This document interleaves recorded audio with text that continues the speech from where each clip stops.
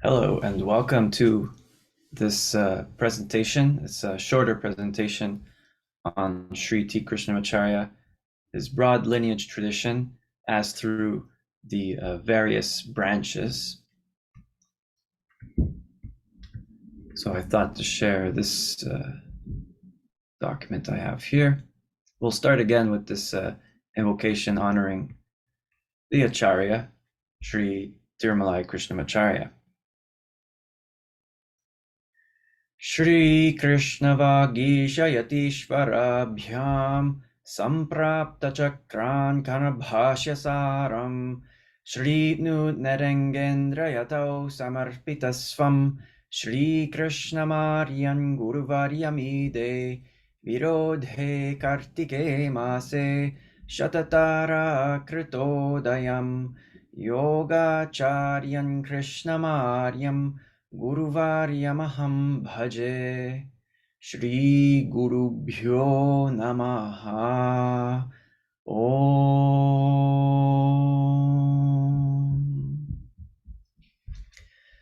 All right, so I'd like to start by saying that just briefly on the professor, Sri T. Krishnamacharya, who was born 1888 and died 1989.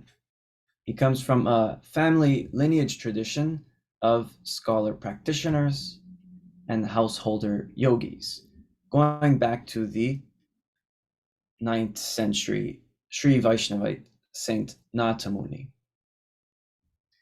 Sri T. Krishnamacharya himself was not just a master practitioner of Hatha Yoga, as he apprenticed under a Yogacharya Sri Ramamohan Brahmachari, but also an accomplished Sanskrit scholar of high order with several titles of distinction for his immense scholarship. At his core, he was devout and a bhakta, or a practitioner of bhakti. Now, I'd like to now describe some of these major branches. So there's the Mysore branch that I'll start with, which is where he began to teach late 1920s, and then he gained the prestigious position as the Yogacharya at the Jagan Mohan Palace in Mysore under the patronage of the Maharaja of Mysore at the time. So the Mysore branch starts with the notable pupil of Patabi Jois. That's K. Patabi Jois, pictured here on the right. To the left of him is his grandson, Sharat Rangaswamy Jois, who is taking care of the Ashtanga Vinyasa lineage in Mysore, although there's plenty of other teachers as part of this lineage. There's his uncle, Manju Jois, who teaches abroad. And about Patabi Jois, born in 1915 and died 2009, learned from the professor Krishnamacharya from late 1920s into the 1930s. He was taught a system of asana drills in series as a teenager. Later, Jois began teaching at the Sanskrit College, and he formulated his Yogasana courses as according to this asana drill system he learned, which seemed to derive in Krishnamacharya's book Yogasana Galu, as well in some sequencing as it occurs in Krishnamacharya's Yoga Makaranda. His close colleague, BNS Iyengar of Mysore, no relation to BKS Iyengar. So BNS of Mysore, born in 1927, also teaches an approach to this asana drill system, which they both refer to as Ashtanga Vinyasa.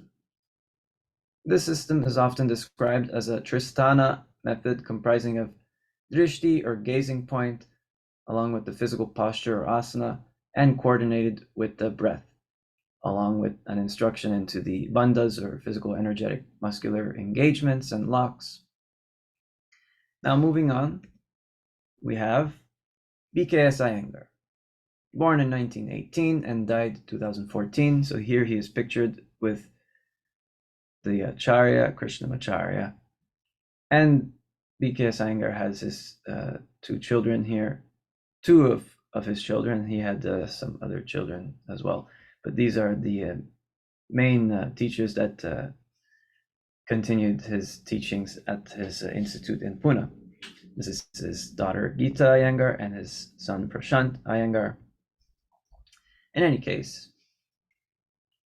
B.K.S. Iyengar, who eventually settled in Pune to teach, was the brother-in-law of the professor Krishnamacharya and came to learn from him as a sickly youth in the 1930s with various physical ailments.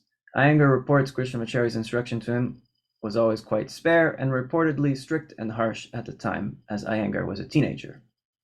Eventually, Iyengar began to regain physical health as he began to overcome his physical ailments, and he quickly began to rise as a star pupil of the professors enlisted for asana demonstrations and eventually a teaching post in Pune. Iyengar built upon the system he learned from Krishnamacharya, adding much detail of execution of the technique in the asanas, of which he felt were lacking in Krishnamacharya's instruction. And eventually, Iyengar developed various uses of props in the execution of the many asanas.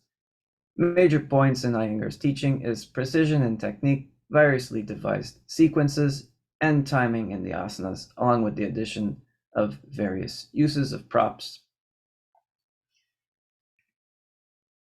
Now, Indra Devi, here she is pictured with her teacher at the time of Krishnamacharya's centenary celebrations. So, Indra Devi, born in 1899 and died 2002, as she was nearing 40 years of age in 1938, began a brief period of studies under the professor Krishnamacharya. What she was taught and how she was taught was notably different from the younger Joyce and Iyengar, who learned a rigorous asana practice, revealing a nuance of application early on in Krishnamacharya's teaching. He demanded strict adherence from her to a specific diet and instructed her in the asanas little by little according to her physical capacity.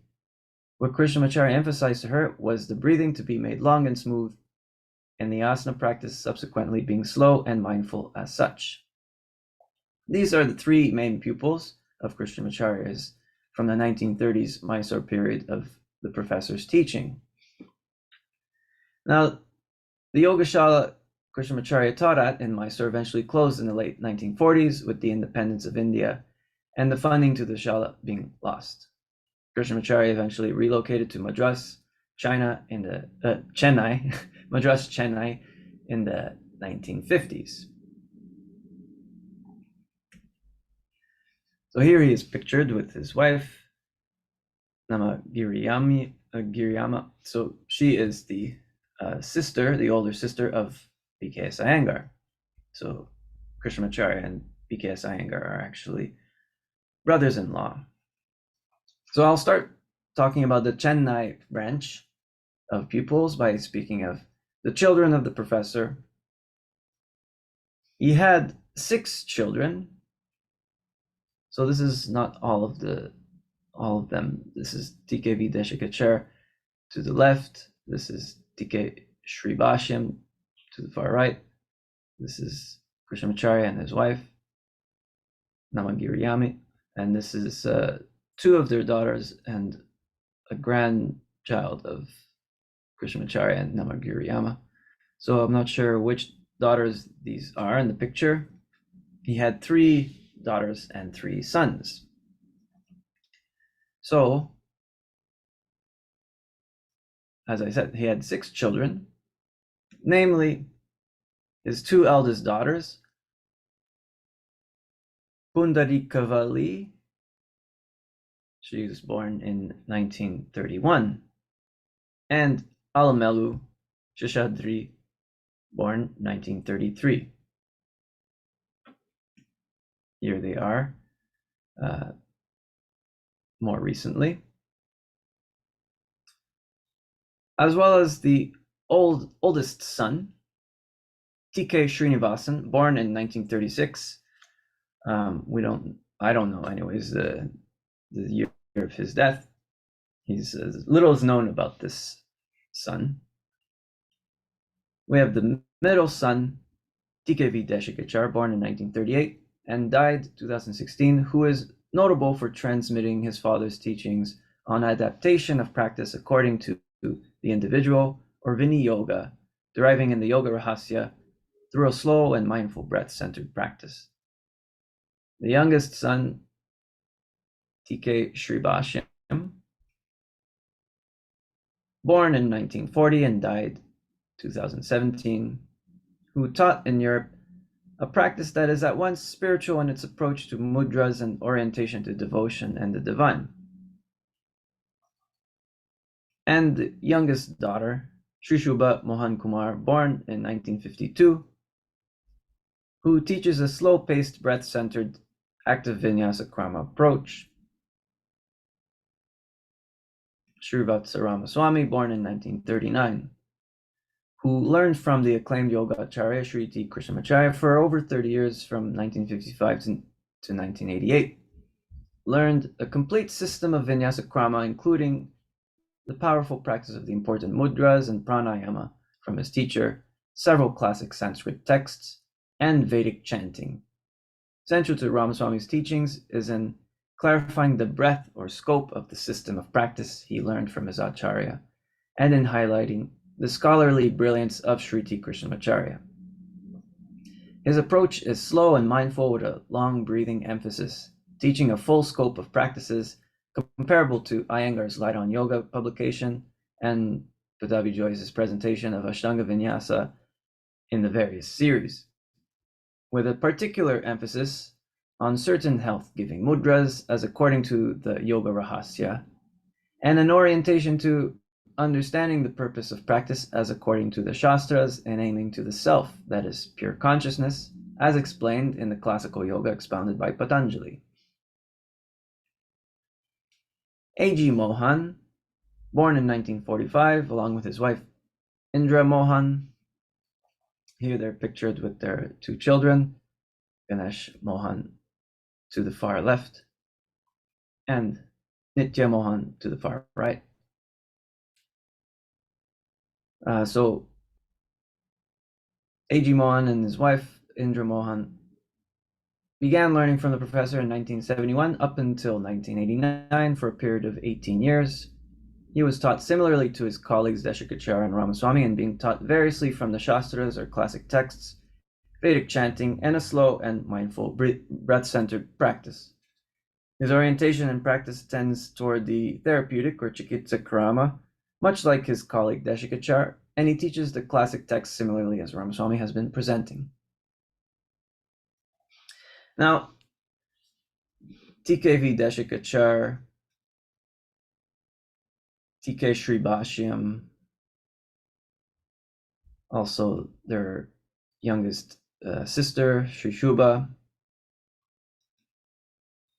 Srivatsa Ramaswamy, and A.G. Mohan are the most notable pupils of the professors from his Madras Chennai period in the latter part of his life, the ones that are notably teaching and also making somewhat of an international mark.